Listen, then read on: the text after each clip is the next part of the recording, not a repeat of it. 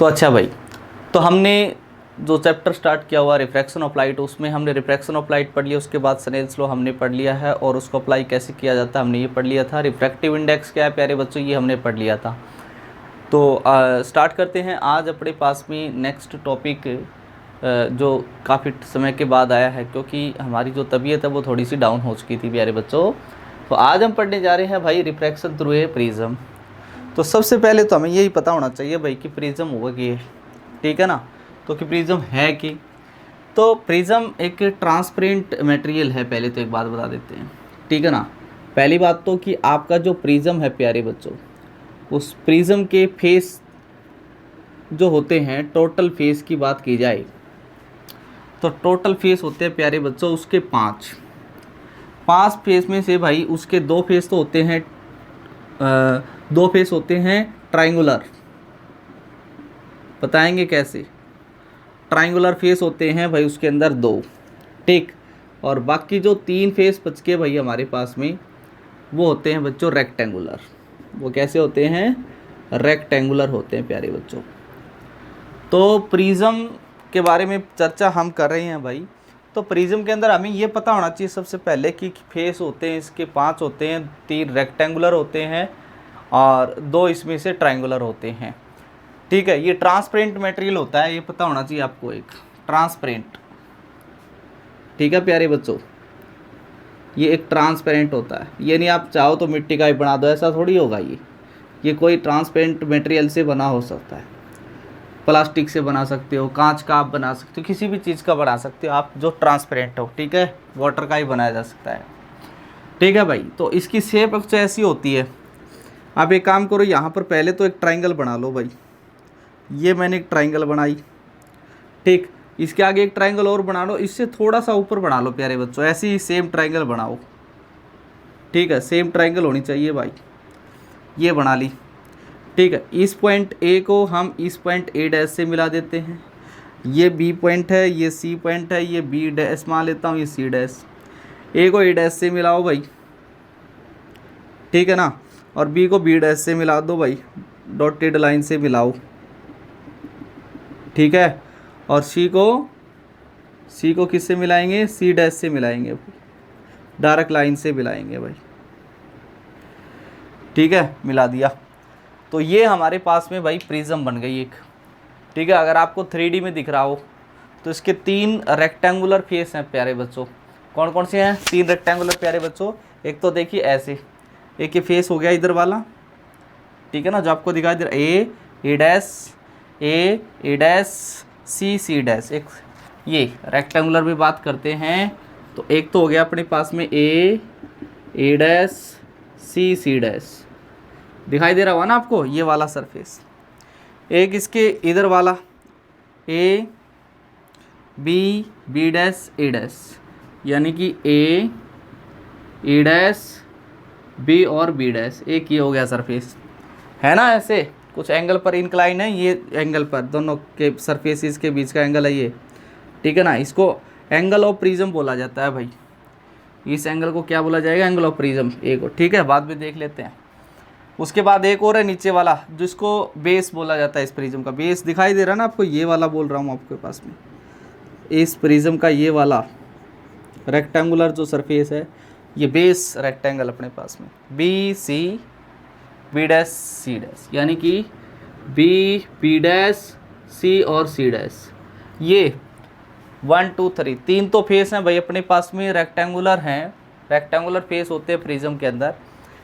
और 2 होते हैं ट्रायंगुलर। सबसे पहला ट्रायंगुलर सरफेस जैसे ए बी सी हो गया, एंड दूसरा हो गया भाई हमारे पास में ए डैश, बी डैश और सी डैश। तो 3 सरफेस ये हो गए। तो प्यारे बच्चों ये तो है हमारे पास में क्या है कि प्रिज्म है। आपका जनरल प्रिज्म जो आपको मिलेगा स्कूल के अंदर प्यारे बच्चों, वो ग्लास का मिलेगा आपको, ठीक है भाई। ये वाला ग्लास का प्रिज्म हमें मिलेगा, इसमें कोई डाउट नहीं हमें, ठीक है। ऐसा आपको, आपने छोटी 6ठी 7वीं 8वीं क्लास में ये देखा भी होगा, इसमें कोई खास बात नहीं है, ठीक है। मैं आपको बताता हूँ, 2 रेक्टेंगुलर सरफेस हैं, ये ऐसे हैं जो कुछ एंगल पर इंक्लाइंड है, इनके बीच कुछ एंगल है, इन प्लेन के बीच में, फेसिस के बीच में, इसको एंगल ऑफ प्रिज्म बोला जाता है, ठीक है। इसमें 3 रेक्टेंगुलर फेस अपने पास में, इन तीनों के बीच का अगर एंगल देखा जाए यहाँ पर ए, ये बी, सी, अगर ए इक्वल हैं तो इसको हम क्या बोलेंगे, इक्वल एंगल बन गया ना, तो इक्विलेटरल ट्राइंगल बनेगी है, ठीक है ना, इक्विलेटरल ट्राइंगुलर प्रिज्म इसको हम बोल सकते हैं प्यारे बच्चों। तो जल्दी से वीडियोस को पॉज करो और इसको नोट करो, आगे की तरफ बढ़ते हैं भाई, ठीक है ना। तो प्रिज्म हमें रियलिटी में इस प्रिज्म के थ्रू रिफ्रैक्शन करवाना प्यारे बच्चों। तो इस प्रिज्म के अंदर जैसे ये सरफेस है ए डैश सी डैश, इधर से लाइट डालेंगे तो उधर वाले सरफेस से लाइट निकलेगी, ए बी डैश ए से निकलेगी। अगर ए बी डैश ए पे लाइट डालेंगे तो इधर से निकलेगी लाइट। समझ रहे हो आप मेरी बात। तो इसको एक 3D डायग्राम है प्यारे बच्चों ये, और इस 3D डायग्राम के अंदर आपको रिफ्रैक्शन करवाना लाइट का, रिफ्रैक्ट करवाना लाइट को इसके अंदर से पास करवाना प्यारे बच्चों। तो हमें इसका एक 2D में इसका क्रॉस सेक्शन ले लेते हैं प्यारे बच्चों। क्या ले लेते हैं, क्रॉस सेक्शन। मान लो आपके ऐसे प्रिज्म है तो इसको यहाँ से बीचों बीच काट देते, ठीक है ना। पहले वीडियो को पॉज करो बच्चों और इसको नोट करो जल्दी से, ठीक है ना। तो एक क्रॉस सेक्शन मैंने इसका लिया भाई प्रिज्म का, क्योंकि हमें तो रिफ्रैक्शन को समझना है। और मैंने आपको ये बताया हुआ प्यारे बच्चों कि हमारे पास में एक ऑप्टिकल डेंसर मीडियम होता है, एक रेयर मीडियम होता है, ठीक है ना। चलो देख, अब प्रिज्म का मैंने क्रॉस सेक्शन व्यू लिया साइड में से प्यारे बच्चों, ठीक है ना, ऐसा, ठीक है ना, ये ले लिया। ऐसे एक रेक्टेंगुलर फेस ऐसे है, एक रेक्टेंगुलर फेस ऐसे है, एक रेक्टेंगुलर फेस यहाँ पर है, और यहाँ पर भी ऐसी ही एक ट्रायंगल प्यारे बच्चों बनेगी। तो प्रिज्म का ये ले लिया ए बी सी, इसको हम बोलते हैं प्यारे बच्चों एंगल ऑफ प्रिज्म, इसको हम बोलते हैं एंगल ऑफ प्रिज्म, ठीक है ना। यानी कि angle between the two rectangular planes, दोनों रेक्टेंगुलर प्लेन के बीच का एंगल ऑफ इंक्लिनेशन जो होगा उसको हम एंगल ऑफ प्रिज्म बोलेंगे प्यारे बच्चों। आप इधर से लाइट डालेंगे, जैसे ये रेक्टेंगुलर सरफेस ऐसा होगा, यहाँ से लाइट आएगी, सरफेस पे जाएगी, लाइट इस सरफेस से निकलेगी बाहर। तो कैसे, देखिए इस सरफेस पर हमने लाइट डाली प्यारे बच्चों, पहले देखिए ये है हमारे पास में कौन सी, ये हमारे पास में कोई भी एक इंसिडेंट रे है प्यारे बच्चों, ठीक है भाई। अगर इंसिडेंट रे आपको रिफ्रैक्शन करवाना है या रिफ्लेक्शन करवाना है लाइट का, कुछ भी करवाओ, तो अभी नॉर्मल की जरूरत तो पड़ेगी। तो यहाँ पर हम नॉर्मल ड्रॉ कर देते हैं प्यारे बच्चों। तो यहाँ पर मैंने एक नॉर्मल ड्रॉ कर दिया, ठीक है ना, नॉर्मल नाम रख देता हूँ इसका N1, ठीक है ना, ये नॉर्मल रख दिया मैंने। तो अब लाइट इंसिडेंट रे नॉर्मल के साथ जो भी एंगल बनाएगी उसको तो हम एंगल ऑफ इंसिडेंट बोलेंगे ना, एंगल ऑफ इंसिडेंट बोलेंगे। अब लाइट रेयर से डेंसर मीडियम में जा रही है भाई, तो रेयर से डेंसर में जा रही है तो लाइट किधर मुड़ेगी, टुवर्ड्स द नॉर्मल या away from the normal, towards the normal. ये हम पढ़ चुके हैं पहले, सिंपल सी बात, इसमें कोई खास बात नहीं है। तो नॉर्मल की तरफ मुड़ेगी लाइट, तो ये गई लाइट, ये जानी कैसी जाइए थी सीधी, अगर प्रिज्म नहीं होती तो लाइट ऐसे जाती सीधी बिल्कुल डायरेक्ट। ये रियलिटी में जो मैंने शो की है ये क्या है आपके पास में, ये डायरेक्शन है भाई किसकी है, ऑफ इंसिडेंट रे की, ये इंसिडेंट रे की डायरेक्शन है प्यारे बच्चों। अब लाइट जो है वो रेयर टू डेंसर जा रही है भाई, तो नॉर्मल की तरफ मुड़ेगी, सिंपल सी बात, इधर न जाने की बजाय ऐसे मुड़ जाएगी। नॉर्मल है ना ये हमारे पास में, तो इस नॉर्मल की तरफ मुड़ी लाइट, ऐसे गई भाई। अच्छा भाई, नॉर्मल के साथ में फिर से ये कुछ एंगल बना रही होगी, इस एंगल को मैं नाम दे देता हूँ R1 थोड़ी देर के लिए प्यारे बच्चों। अब लाइट का देखिए इस P पॉइंट पर रिफ्रैक्शन हुआ, अब Q पॉइंट पर भी होगा, क्योंकि यहाँ फिर से लाइट बाहर निकल रही है, एक डेंसर मीडियम से रेयर मीडियम में जाने को लाइट बेताब है।